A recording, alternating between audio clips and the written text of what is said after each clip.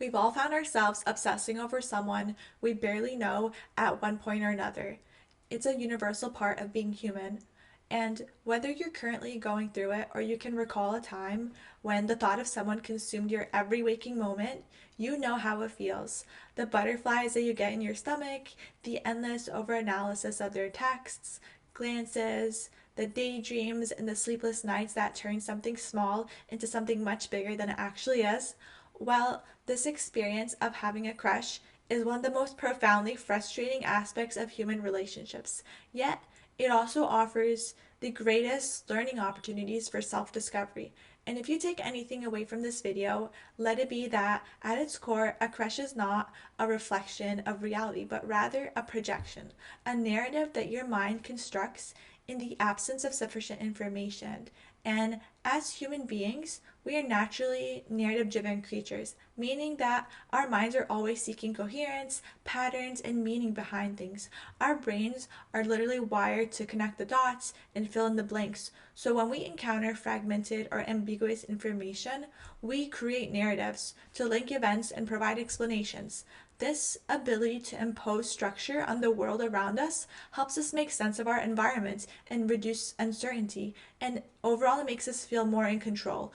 Our brains prefer stories over randomness, so when randomness or chance is at play, we instinctively search for the hidden meaning behind things, even when none may actually exist. When you develop a crush, what you're experiencing is not just attraction. Your mind is also attempting to build a story about who this person might be and how they could fit into your life. So you idealize this person that you scarcely know, and in many cases, the less you know about them, the more powerful this feeling becomes. And so does the narrative your mind creates. Your mind starts filling in the gaps with attributes and virtues that may or may not even exist for this person, creating essentially an illusion. Your brain is really powerful, so it takes the limited data that you have about this person and constructs a version of them that aligns with your hopes, your desires, your insecurities. This is why crushes often feel so intense because they're fueled by your imagination. Your brain fills in these gaps of knowledge that exist in the quest to make sense of the incomplete information and stitches together a story that feels incredibly real to you. This process, while it can be both exhilarating and deeply frustrating, exhilarating because it taps into your most vulnerable desires and dreams, but also frustrating because it can also create a sense of longing for something that doesn't actually exist. This person is not and will never be as you imagine them to be. But the paradox of a crush lies in its power to feel so significant while being at its core based on something that's very shallow. You're not captivated by who this person truly is because how could you be? You don't know this person deeply. You probably barely know them at all. So even though it might feel like something more profound in your head, in the moment that you strip it down to its essence, a crush really isn't deep at all. It's very surface level infatuation. You aren't falling in love with them as a whole person. You're falling in love with the idea of them. It's built on fragile foundation, as we mentioned. It's based on limited information and heightened imagination. There's no love, there's no trust, there's no really any genuine connection there. The root of the issue is that you only occasionally see your crush, or you don't really have meaningful interactions with them, which leads to unrealistic expectations. I'm sure if you were able to spend an entire week with them all day, every day, you'd likely find that those fantasies that you have built up about them are going to begin to fade. So the only way to really move forward is to seek to replace that fantasy that you have with reality. And while you can't really spend every moment of every day with them, just try to get to know them for who they truly are. Engage in meaningful conversations, observe their actions, their values, how they treat other people, and really try to be objective with this, which is going to be difficult in the moment because your emotions often cloud your judgment, but the more you learn about them, the more grounded your feelings are going to become. Whether that means that your affection for them might deepen, or perhaps you might realize that they're not who you imagine them to be. For me, my own personal experience, it's usually the latter. The quicker I got to know these people, the sooner I would lose interest because I idealized the image I had of them in my head, and that would often crumble in the face of reality. And in many cases, I ended up realizing that I didn't even like them as a person. So, while having a crush may be one of the most maddening experiences of human relationships, it's also one that is the most revealing. If you're able to approach it with a level of introspection and awareness, which admittedly it can be hard in the moment because your emotions are so heightened and your thoughts are clouded by the intensity of your feelings and you're caught up in your own delusions. But if you're able to detach yourself, even slightly, a crush can become a very transformative experience for your own personal growth. So use it as an opportunity to better understand yourself.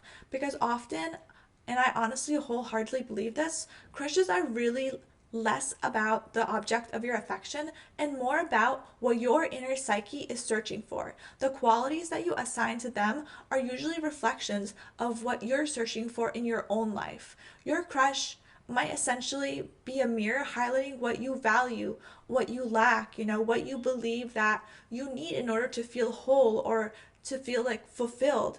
And in many ways, a crush forces you to confront your vulnerabilities and your insecurities. Let's say your fear of rejection, your longing for validation, your desire for human connection.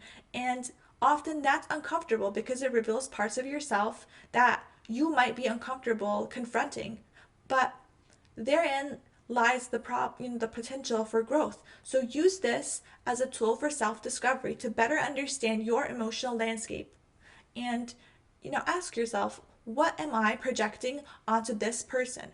What do they symbolize for me? Meaning that, what unmet desires or unresolved emotions are driving this attachment that I have? And you can make a list. And finally, ask yourself, how can I cultivate these qualities in my own life? How can I work towards becoming the person I aspire to be, rather than projecting those aspirations onto someone else? For me, there used to be a time when I was only drawn to people who were the studious type, the hardworking, ambitious, career oriented. And at first, I thought it was just my preference, maybe even a coincidence. And I started really thinking about it more lately, and I realized that I was confusing attraction with admiration. I didn't actually like these people in the way that I thought I did. I was more driven to their commitment, their ability to push through challenges and achieve. That's what really captivated me. I admired their discipline and how they could manage so many things and yet make it look so effortless. And these were all traits that I deeply respected, but also wanted in my own life. I saw it in them, the version that they were was what I aspired to be. And their success seemed to represent something that I felt was out of reach in my own life. Their qualities represented, parts of myself that I wanted to improve or grow, and I felt at the time was missing. And in a way, they became a mirror to my own desires and aspirations. And the thing is, as you grow and change in your life, so will your ambitions. And now I find myself drawn more to fun loving, adventurous, and independent people. And that doesn't mean that I like these people, but rather what I perceive at this point in my life that I'm lacking. I've done the work, I've done the studying, I have the degree, I have the career, but now I crave more independence and, a chance to truly enjoy life and freedom. And, my focus has shifted. So I would say when you can approach having a crush with that mindset, this experience becomes far more meaningful. And you might even begin to notice a pattern in the people that you're attracted to. Maybe you're consistently drawn to a certain type of person. And if you dig deeper, you may discover that this attraction says more about your own aspirations and your struggles. And maybe, you admire their achievements because they represent something that you yearn for in your own life, something that perhaps feels out of reach for you. So it might not even fully be about the attraction component. It could simply be a reflection of your internal longing for those qualities within yourself. Qualities that you see in them may symbolize a version of you that you wish that you could embody, a version that you feel is missing or incomplete.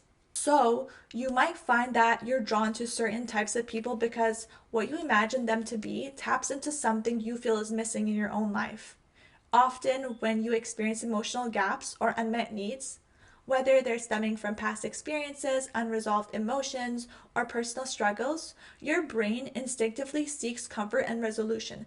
This is part of your brain's natural coping mechanism, to find ways to heal and alleviate that discomfort.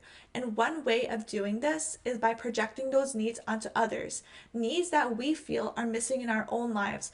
And while this provides temporary comfort, it's important to recognize that true healing or growing doesn't come from solely relying on someone else to fill that gap for you.